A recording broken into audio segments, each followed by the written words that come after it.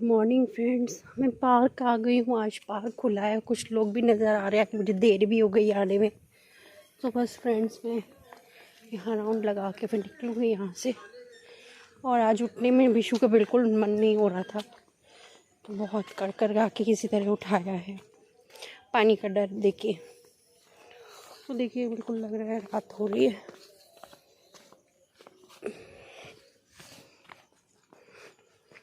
तो फ्रेंड्स मैं पार्क में आ गई हूँ और इधर से यहाँ से इसके बाद में मंदिर में जाके पूजा करूँगी।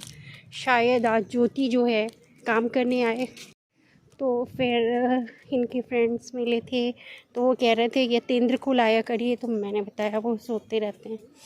तो फ्रेंड्स मैं चक्कर लगा के यहाँ से जाऊँगी मंदिर, और आज ज्योति आएगी।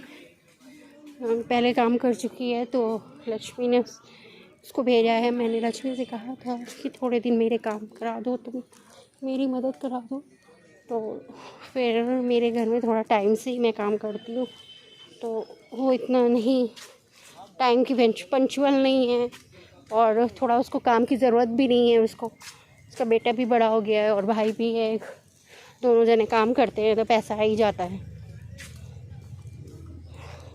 तो जिसको ज़रूरत होती है वही इंसान सही से काम भी करेगा और टाइम से आएगा भी, क्योंकि उसको पैसे की ज़रूरत है।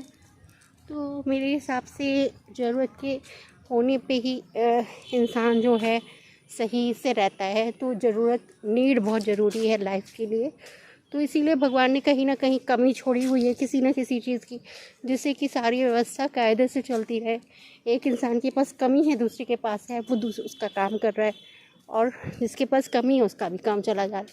तो इसी तरीके से ही सिस्टम बना रखा है भगवान ने, या इंसान ने बनाया है यहाँ पर आकर दुनिया में। तो फ्रेंड्स मैं यहाँ से निकल रही हूँ मंदिर की तरफ।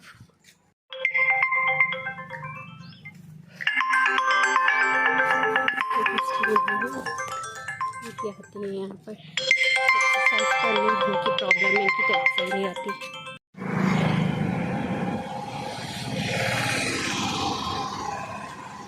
हाय,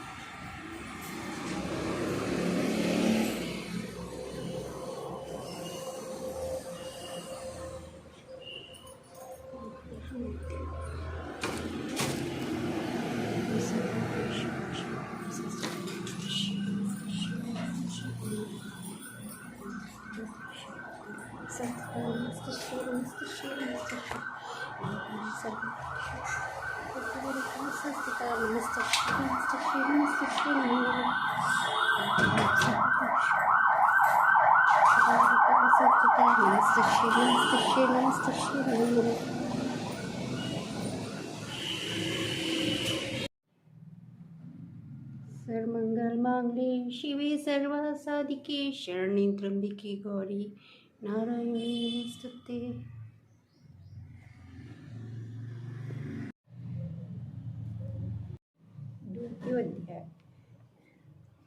द्वितीय अध्याय देवताओं के तेज से देवी का प्रादुर्भाव और महिषासुर की सेना का वध। विनियोगा। ओम मध्य चरितस्य विष्णु ऋषि महालक्ष्मी देव तः उष्टि छंद शाकंभी शक्ति दुर्गा बीज वायुस्तम आयुर्वेद स्वरूपम श्री महालक्ष्मी पितार्थ मध्य चरित्र जपे विनियोगा। ओम अक्षस्त्रकम परंशु गदेशु कुलिशम पदम धनुकुंडिकाः दंडम शक्तिमसि च चर्म जलजा घंटा सुराभाजनम शूलम पाश सुदर्शने च ददति हस्ते प्रसन्ना सेवे सौरिभम दिनेभ्यः महालक्ष्मी सरोज स्थिताम्। ओम हे ऋषिरुवाच देवासुरं भूद्वं पूर्णं बदष्टं पुरः महिषेषुर्नामाधिपे देवानां च पुरन्दरे तत्र सूर्ये महावीर्येद इव सैन्यं पराजितं जित्वा स सकलान् देवीनिन्द्रो मून्महिषासुरा तत् पराजिता देवा पद्मयोनि प्रजापतिं पुरुषकृत्य गतस्तत्र यत्रे शगरुणध्वजी यथावृत्त तयोस्तद्वमहिषासुरचेष्टितं त्रिदशा कथयामासु देवभिभव विस्तारम् सूर्येन्द्राग्न्य नीलेन्दुना यमस्य वरुणस्य च अन्येषा चाधिकरान् सा स्वयमेदवाधिष्ठति सर्वाग्निराकृता सर्वे तेन देवगणा भुवि विचरन्ति यथा मर्त्या महिषेण दुरात्मना एतदु कथितं सर्वमं विचेष्टितं शरणं वा प्रपन्ना स्मो वदस्तेषे विचित्रताम् इत्थं निशम्य देवाना वञ्चासि मधुसूदना चकार कोपं शम्भुश्च भ्रूकुटिलानो ततो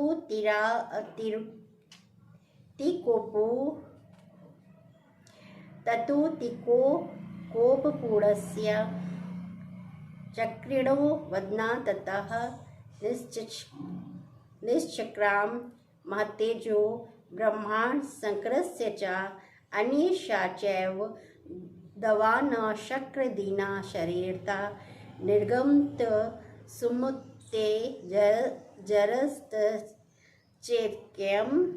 समगच्छत् अति तेजसा कुतं ज्वलन्तमिव पर्वतम् दृश्यते शूरास्तत्र ज्वालाव्यक्तदिगन्तरम् अतुलं तत्र तत्तेज सर्वदेवशरीरम् एकस्थं तद् भुनारि व्याप्तलोकत्रयं तुषा यद्होष्ठभयं तेजस्तेन जायात् तन्मुखं यां येन चाम्भवं केशा बाहवो विष्णुतेजसा सौम्येन स्तनयोयुगं मध्यं चैन्द्रेण चाभवन् वारुणेन च जगद्गुरु नितम्बस्तेजसा भुवः ब्रह्मस्तेजसा पादो तदङ्गुल्योर्करतेजसा वसुना च कराण्डगुल्यः कौवेरणा च नासिका तस्य दन्तुदन्ता सम्भुष्टा प्रजापतिं तेजसा नयनत्रयं जग्रे तथा पाव तेजसा भ्रुवो च सन्ध्या योस्तेजः श्रवणवलिजस्य च अन्येषा देवाना सम्भवस्तेजसा शिवा तत्समादेवना तेजोराशि समुद्रमां ताविलोकं मुदं प्रपुरमर्षादिता शूलं दिनेशकृष्ये दधो तस्य पिनाकघ्रक चक्रचादन्तवान् कृष्ण समुद्पाद स्वचक्रतः शंख च वरुणा शक्ति दधो तस्य हुताशना मारुतो दत्तवाश्चाप वारपूरे तथे सुधी वज्रमिद्र समुद्रपाद कुलीशादमरदीपः तदो तस्य सहस्रक्षो घण्टामेरावताद्गदात् कालदण्डाधूमे दण्डं पाश चम्बुपतिदे दर्दो प्रजापतिश्चाक्षमालं ददो ब्रह्म कमण्डलूं समस्तरूपकूपेषु निजरस्मिन् दिवाकरा कालश्च दत्तवान् खड्ग तस्या सचर्म च निर्गमं शिरोदश्यामलं हारमजे च तथाम्बरे चूड़ामणि तथा देव्यं कुण्डले कटकानि च अर्धचन्द्र तथा शुभं केयूरान् सर्वबाहुषु नूपुरो विमलो त्वदुद्गैविकमनुत्तमम् अण्डगुलीयकरान् रत्नानि समस्त्वण्डगुलेषु च विश्वकर्मा दधोतस्ये परशुं चत्रिनिर्मलम् अस्त्रायणेका स्वरूपिणी तथा वेदं च दशनम् अम्लान् पंकजामाला शिरयूरसि चापराम् अदद्जलदिस्तस्ये पंकजचाति शोभनं हिमवान् वाहनं सिंहं रत्नानि विदिधानि च दशाौ शून्यं सूर्यापानपात्रं धनाधिपा शेषश्च सर्वनागेषु महामणिभूषितं नागहार दधो तस्ये तते या पृथिवीमिमाम् अन्यैरपि सूर्यदेशी भूषणैरा युधेस्तथा सम्मानिता ननादोच च सट्टाहासमुहुमुहुः तस्या नादेन घोरेण कृतस्यामपूरितं नभा अमायाता ती महता प्रतिशब्दो महानभूत चुषुः सकला लोका समुद्रश्च चकम्पिरे चचाल वसुन्धरा चेलु सकलाश्च महीधरा जयति देवश्च मुदा तामूची सिंहवाहिनीं तुष्टुमुर्नयश्च चैना भक्तिनम्रत्वमूर्तया दृष्ट्वा समस्त शुद्धं त्रैलोक्यमं मम राराय सनद्दखिलसैन्यास्ते समुद्रस्थुरुदार्युधा आकिमेत दीप्ति क्रोधादाभास्य महिषासुरा अभ्यधावत् तां शब्दं शेषैरसुरे वृता सा ददर्श तथो देवी व्याप्तलोकत्रया द्विषा पाद्मक्रान्त्या नतभुवं किटीटोलिखितम्बरां शोभिता शेषपातालं धनुर्जयति स्वनेन ताम् दिशो भुजशस्त्रेण समन्ताद्व्याप्तसंक्षितां तथा प्रवृत्ते युद्धे तथा देव्यासुरदिशां शस्त्रस्त्रे बहुधा मुक्तिरादिपि दिगन्तरं महिषासुरसेनानि रेच्यशुराख्यो महासुरा युयुद्धे चान्यश्चतुरज्ञबलावन्तिता रथानामयुते षण्डभीरुदग्राह्यो महासुरा आयुध्यतायुताना च सहस्रेण महाहनु पञ्चाशत्यभीषश्च नियुतेर्शिलोमः महासुरा आयुताना शशे शिण्डभिवार्स्कलो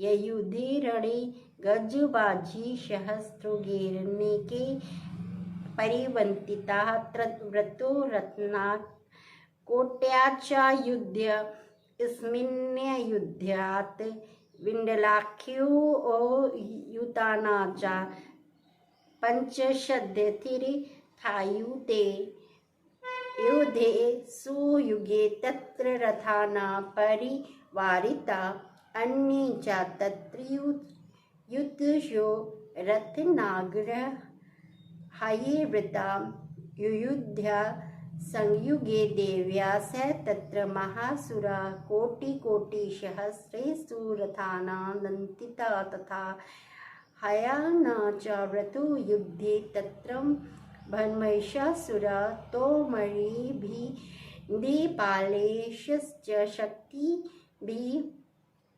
मुसलैस्तथा युयुध्या संयुगे देव्या खड्गे पार्श्वपतिशे कैचिशिशिपु शक्ति कैचित् पाश्चात्य थपापरे देवी खड्ग प्रहारेस्तु तेता हन्तु प्रचक्रुमु सापि देवी ततस्तानि शस्त्राणि चण्डिका लीलयेव प्रचिच्छेद निजशास्त्रास्त्रवाणानि अनायस्तानना देवी स्तूयमाना सुर्षिभिः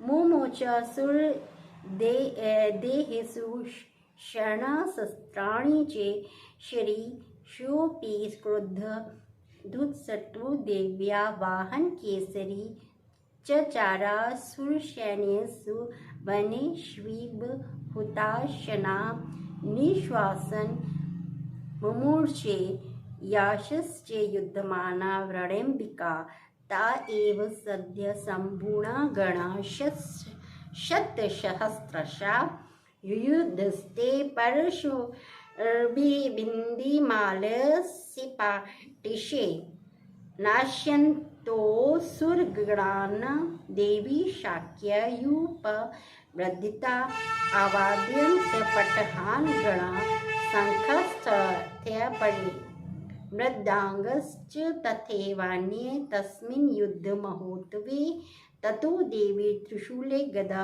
शक्तिवृष्टिभिः खड्गादिभिश्च शतशो निजघाम महासुरान् पातयामास चैवन्यान् घण्टास्वनविमोहितान् असुरान् भुवि पाशीन् बद्ध्वा चान्यात् कर्षयत् केचिद् द्विधा कृतस्ते क्षीणे खड्गपाटैस्तथा परे विपोतिता निपातेन कदया भूमिशेर्ते व्यमुश्च केचिद्वधिरा मुश्चेन प्रशंहता केचिन्ने पतितः भूमौ बुन्नाशूलेन रक्षसि निरन्तरा शरोघीरा कृता केचिन्द्राणचिले शयेनेनुकारिणा प्राणान् मुमूर्छ चुत्रदर्शना केशाञ्चित्रबाहवाश्छिन्ना छिन्नग्रीवास्तथा परे शिरांसि पेतुरन्त्येष्मन्ये मध्ये विदारिता विच्छिन्नजगस्तपरे पेतुर्हण्या महासुरा एकभागक्षिचरा केचिद्द्विधा कृता छिन्नेऽपि चान्ये श्रेयसि पतितः पुनरुत्थिता कबन्धाय युयुधदेव्या गतिपरमायुधा ननृत्युश्चापरे तत्र युद्धे तूणे लयाश्रिता कम्बन्धश्चिच्छन्दशिरस्या खड्गसख्या यष्टिपारणया तिष्ठति भास्यन्तो देवी मन्यमासुरा पातिते रत्नागा श्वेरसुरेश्च वसुन्धरा अगम्यां साभवत्तत्र यथा भूत्वा महारणा शोणितोधा महानद्या अस्त्र प्रशुभु मध्ये चासुरसेनस्य वाणासुरवाजिनां शरणेन तन्महासैन्यं सुराणा तथाम्बिका निह्नेष्यं तथा विनिस्तृणदारुणमहाचयं सा च सिंहो महानाद मुत्यसृजन्यदुतरेसरा शरीभ्योर्मराणिणा रामसुनिकुव विचिन्वती देव्या गणेशश्च तैस्तत्र कृतं युद्धमहासुरे यथेषा तुतुषुदेवा पुष्पवती मुचे देवी। ओम। श्री मार्कंडे पुराण सार्वधिक मनवंतरे देवी महात्म्य महिषासुर सैन्य वधु द्वारा द्वितीय अध्याय। अब जो मैंने पढ़ा है संस्कृत में उसको मैं हिंदी में आप लोगों को सुना रही हूँ। कुछ लोग हिंदी में भी पढ़ते हैं।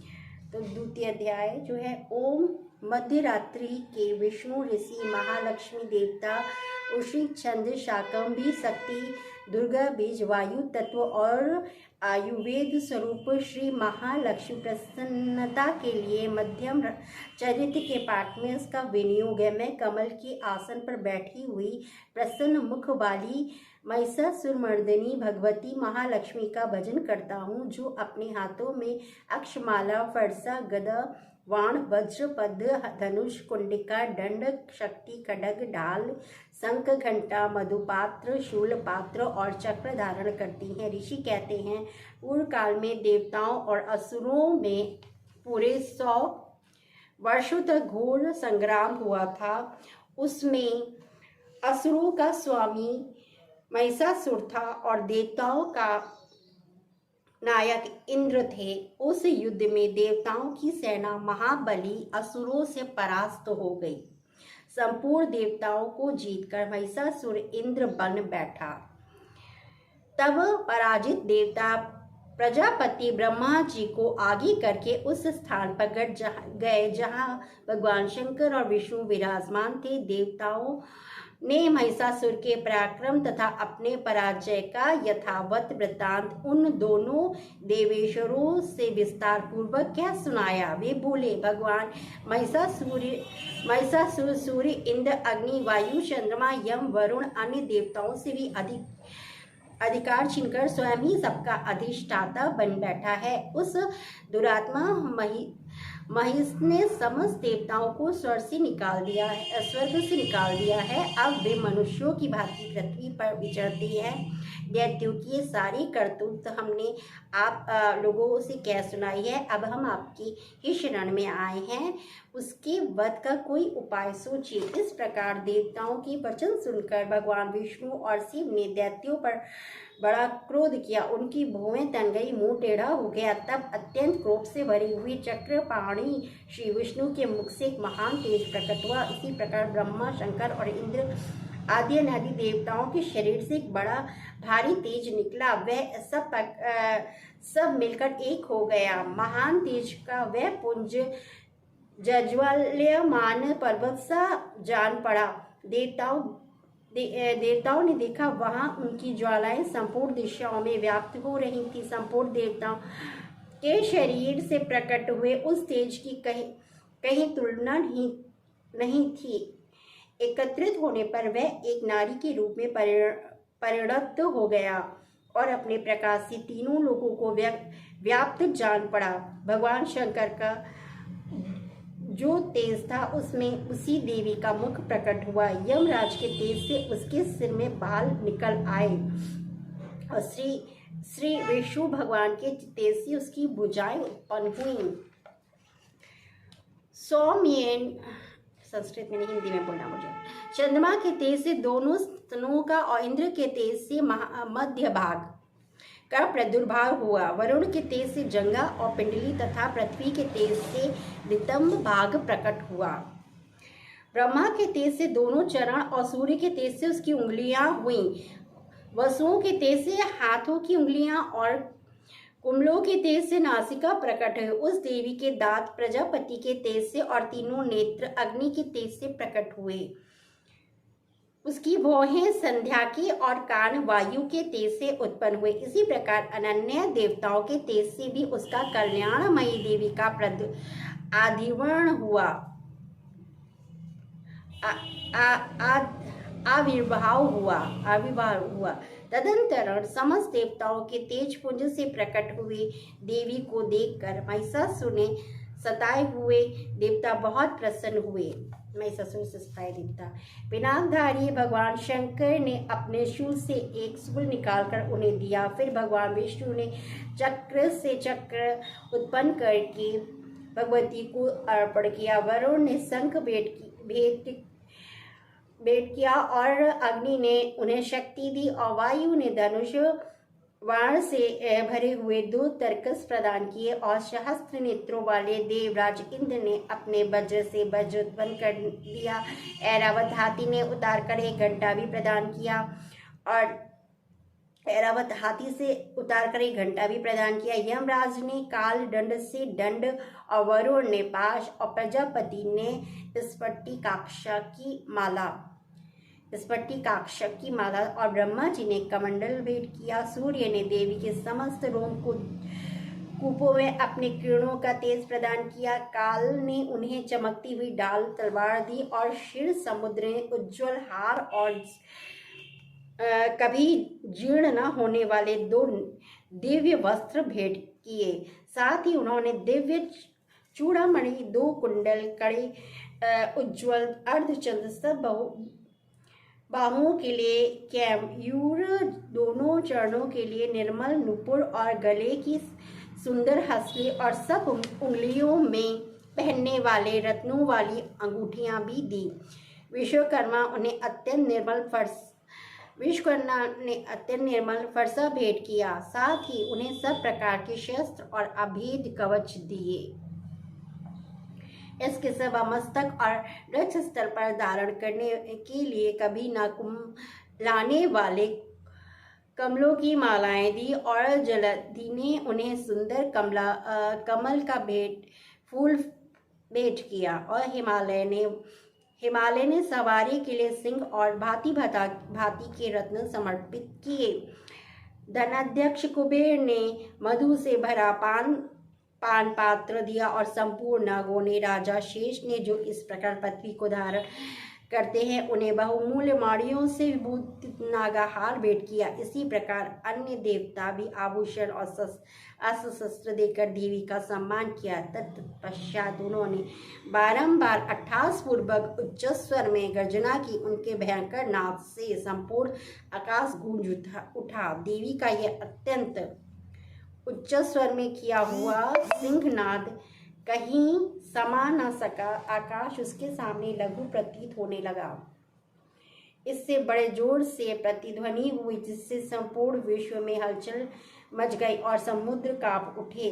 पृथ्वी डोलने लगी, समस्त पर्वत हिलने लगा। उस समय देवताओं ने अत्यंत प्रसन्नता के साथ सिंहवाहिनी भवानी से कहा, देवी तुम्हारी जय हो। साथ ही महर्षियों ने भक्ति भाव से विनम्र होकर उनका स्तुवन किया। संपूर्ण त्रिलोक की शोभगस्त देख दैत्यगण अपनी समस्त सेनाओं को कवच आदि से सुसज्जित कर हाथों में हथियार ले सहसा उठकर खड़े हो गए। उस समय महिषासुर ने बड़े क्रोध से आकर कहा, ये क्या हो रहा है? फिर वह संपूर्ण असुरों से घिरकर उस सिंहनाद की ओर लक्ष्य करके दौड़ा और आगे पहुंचकर उसने देवी को देखा जो अपनी प्रभा से तीनों लोगों को प्रकाशित कर रही थी। उनके चरणों के भार से पृथ्वी दबी जा रही थी। माथे के मुकुट से आकाश में रेखा सी खींच रही थी तथा वे अपने धनुष की टंकारों से 7 पातालों को शुद्ध किए देती थी। देवी अपने हजारों भुजाओं से संपूर्ण दिशाओं को आच्छित करके खड़ी थी। तदंतर उनके साथ दैत्यों का युद्ध छिड़ गया। नाना प्रकार के शस्त्र अस्त्र शस्त्रों के प्रहार से संपूर्ण दिशाएं उद्दाशित होने लगी और चिशूर नामक महान असुर महिषासुर का सेनाध्यक्ष था। वह देवी के साथ युद्ध करने लगा।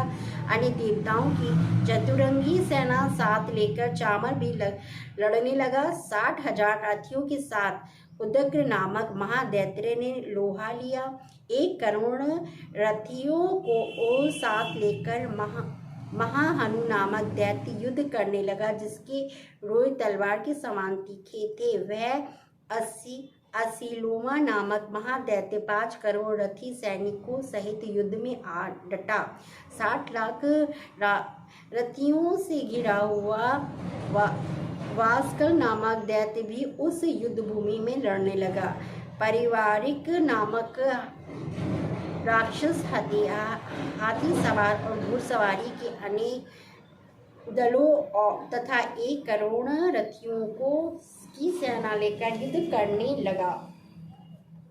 बिडाल नामक दैत्य 5 अरब रथियों से घिरकर लोहा लेने लगा। इसके अतिरिक्त और भी हजारों महादैत्य रथ हाथी और घोड़े की सेना के साथ लेकर महादेवी के साथ युद्ध करने लगे। स्वयं महिषासुर और रणभूमि में कोटि कोटि सहस्त्र रथ हाथी और घोड़ों की सेना से घिरा हुआ खड़ा था। वे दैत्य देवी के साथ तोमर और बिंदीपाल, शक्ति, मूसक, खड्ग, परशु और पट्टेशादी अस्त्र शस्त्रों का प्रहार करते हुए युद्ध कर रहे थे।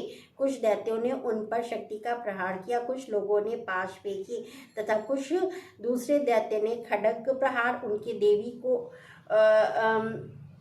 कुछ दूसरे दैत्यों ने खड्ग प्रहार करके देवी को मार डालने का उद्योग किया। देवी ने भी क्रोध में भरकर खेल खेल में ही अपने अस्त्र शस्त्र वर्षा करके दैत्यों के वे समस्त अस्त्र शस्त्र काट दिए। उसके मुख पर परिश्रम तथा थकावट का रंग माच भी चिन्ह नहीं था। देवता भी और ऋषि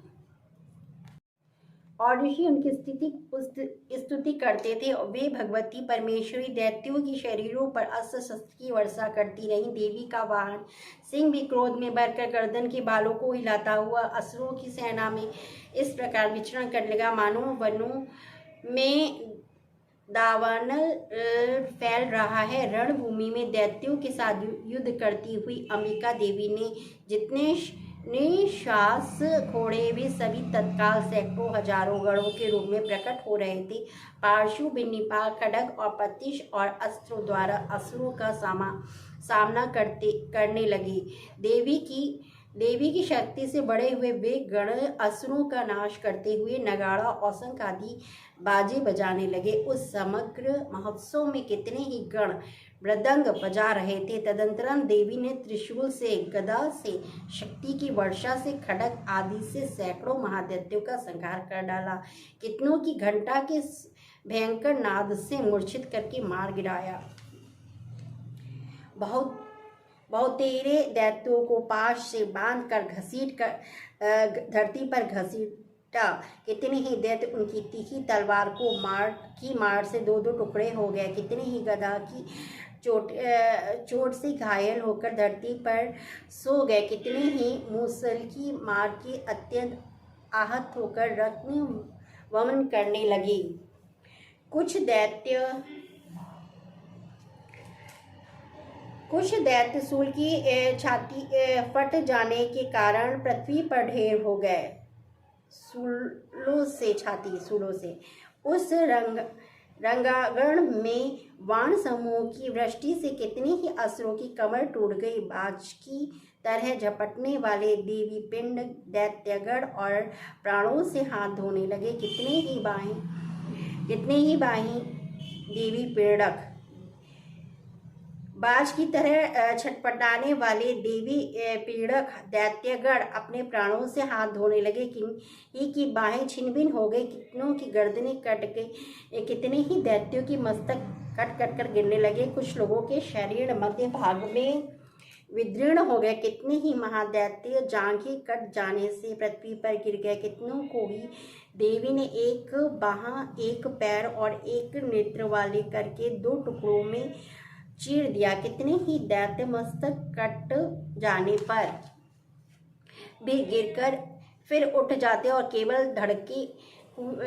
धड़के ही रूप में अच्छे अच्छे हथियार हाथ में ले देवी के साथ युद्ध करने लगते थे। धड़के हुए रूप से में धड़ के रूप में मतलब सिर्फ धड़ के ही रूप में युद्ध करने लगते थे। दूसरे कबंध युद्ध के बाजों की लय पर नाचते थे। कितने ही बिना सिर के धड़ और हाथों में खड्ग और शक्ति और रिष्टि लिए दौड़ते थे और एक दूसरे महादैत्य ठहरो ठहरो ये कहते हुए देवी को युद्ध के लिए ललकारते थे। वहां जहां वह घोर संग्राम हुआ था वहां की धरती देवी के गिरे हुए रथ, हाथी, घोड़ों और असुरों की लाशों से ऐसी पट गई थी कि वहां चलना फिरना असंभव हो गया था। दैत्यों की सेना में हाथी, घोड़े और असुरों के शरीरों से इतने अधिक मात्रा में रक्तपान हुए थे कि थोड़े ही देर में वहां खून की बड़ी बड़ी नदियां बहने लगी। जगदम्बा ने असुरों की विशाल सेना को क्षण भर में नष्ट कर दिया। ठीक उसी प्रकार जैसे तृण और काठ के भारी ढेर को आग कुछ ही क्षणों में भस्म कर देती है और वह सिंह और गर्दन की बालों को हिलाकर जोर जोर से गर्जना करता हुआ दैत्यों के शरीरों से मानो उनके प्राण चुने लेता था। वहां देवी के गणों ने भी उन महादैत्यों के साथ ऐसा युद्ध किया जिससे आकाश में खड़े हुए देवतागण उन पर बहुत ही संतुष्ट हुए और फूल बरसाने लगे। तो जो मैंने संस्कृत में पढ़ा है उसका मैंने हिंदी में भी पढ़ा है। तो जो लोग नहीं पूजा कर पा रहे हैं या 9 दिन नहीं दुर्गा चालीसा पढ़ सकते हैं, संस्कृत नहीं पढ़ सकते हैं, तो हिंदी में या हिंदी भी नहीं पढ़ रहे हैं तो थोड़ा सा आप लोग के फैमिली में परिवार में जो है ये मंत्र और ये पूजा पाठ जाए, यही मेरा मकसद है। जो कल्याण मेरा देवी माँ करे वो आप लोग का भी करे। तो इसको अदरवाइज़ मत लीजिएगा, गलत मत समझिएगा। तो फ्रेंड्स फिर आगे दिखाती हूँ मैं और जो अपना रूटीन होगा।